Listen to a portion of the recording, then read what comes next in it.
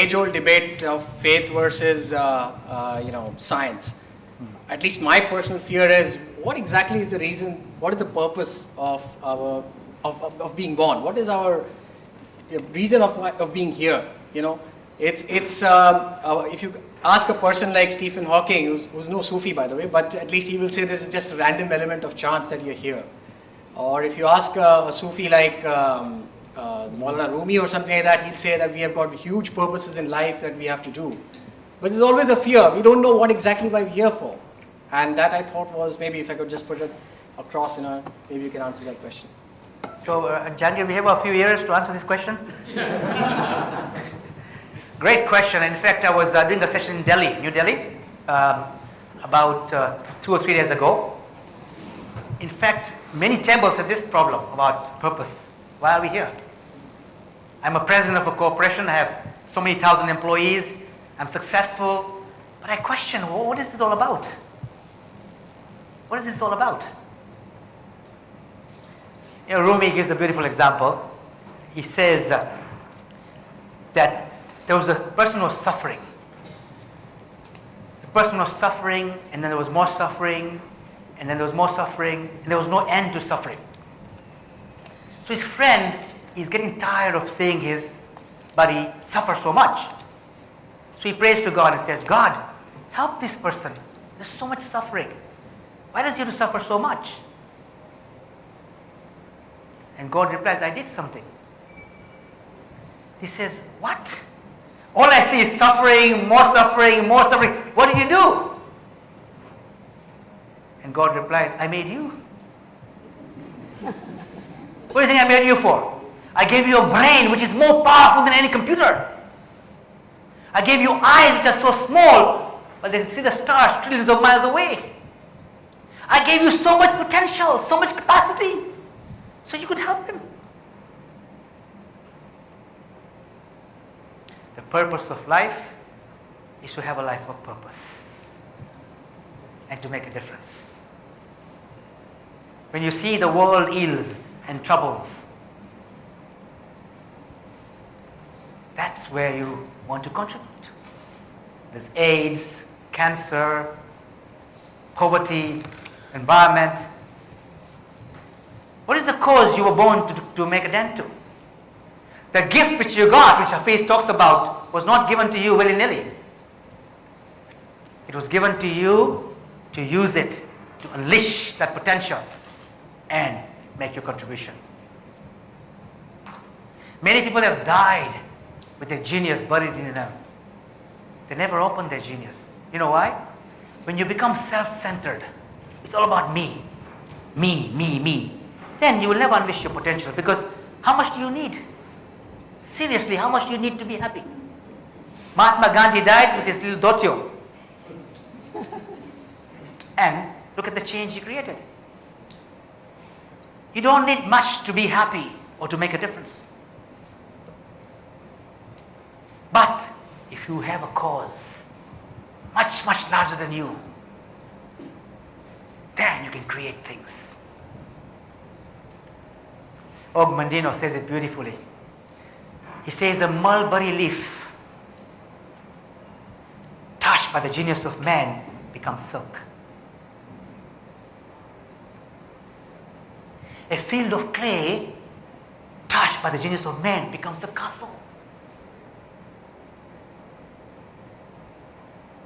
A cypress tree touched by the genius of man becomes a shrine.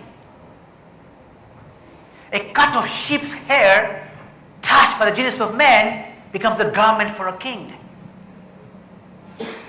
If a leaf or a wood or a hair or a clay can multiply 100,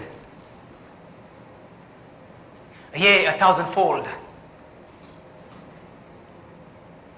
cannot I do the same with the clay that bears my name? I have unlimited potential. Only a small amount of my brain do I use. Only a partly amount of my muscles do I flex. When you start believing in yourself, the whole world believes in you. If you go to the ocean with one bucket, how much water will you get? Is the ocean short of water? The mind conceives, the mind achieves. If you think small, you remain small. So when you have that ambition to achieve great success, not just for you, then you create your purpose. You find your gift and you say, I'm going to use my gift to create that positive change. And everything I do in my life will be aligned to that. Yes, of course, I will not ignore my family. Yes, of course, I won't ignore myself, because sometimes to look after myself, my health, my mind, my spirit, is not selfish. It's selfless. Because if I don't look after myself, I can't look after others. It's an inside-out approach. So, you will do that, but you will have something that you want to contribute to. Do you know, I failed all my exams in school. I was born in Dar es Salaam. In grade 12 in Tanzania, I don't know about the Indian system, but we had a grading, Cambridge exams, we were doing grade 12. And in grade 12, if you get a 1 as a grade, it's distinction. If you get a 9, it's the worst you can get. So 1 is distinction, 9 is the worst. I got all 9s. In English, I got 5, the rest were all 9s. I was convinced I couldn't study. In class, when I sit down and the guy is talking about physics, I would fall asleep. Chemistry, fall asleep. Biology, fall asleep. Cricket, I was very good. Football, very good. Ping pong, very good. But studies, not my cup of tea. So I failed all my exams. Now what do? My parents said, you cannot do anything more in your life in studies unless you have 2 A-levels. And A-levels, nobody wants to take me because my grades are so poor. So my parents sent me to Mombasa in Kenya to do A-levels and sent me to a school in Mombasa, which was the worst school in Mombasa. So I was staying in a hostel. Everybody in the hostel went to Aga Khan school. I didn't get a place in Aga Khan school because I didn't have grades, so I had to go to a school called New Era.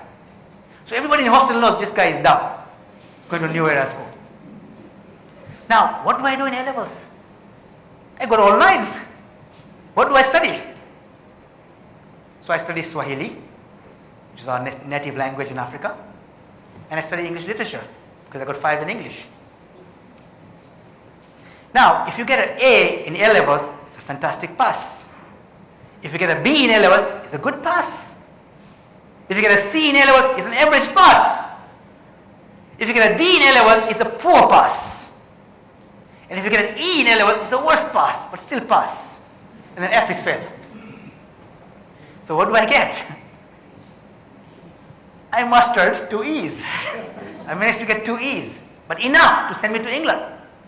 So my parents sent me to England to do ACCA. I don't even know what ACCA is. I want to study, so do something in my life. So I go to London, England. At the airport, the immigration officer is there. What have you come here to do? Study. What do you want to study? ACCA. He says to me, what is ACCA? And I'm looking at him, I don't know what ACCA is. He kept me there for 9 hours. Because who is this guy? He's coming to study, doesn't even know what he's going to study. 9 hours, and every hour he kept me waiting. Every minute he kept me waiting. Every second he kept me waiting. I said, once I get out of this here, I'm going to get this ACCA, whatever this ACCA is. So after 9 hours of back and forth, phoning here, doing all this, he lets me go. I'm a free bird. I ended up getting the best result in the history of the college in accounting. I went to Canada, did my CPA very quickly. Did my Chart of Financial Planning very quickly. 3 professional accounting degrees. Today I don't even touch accounting.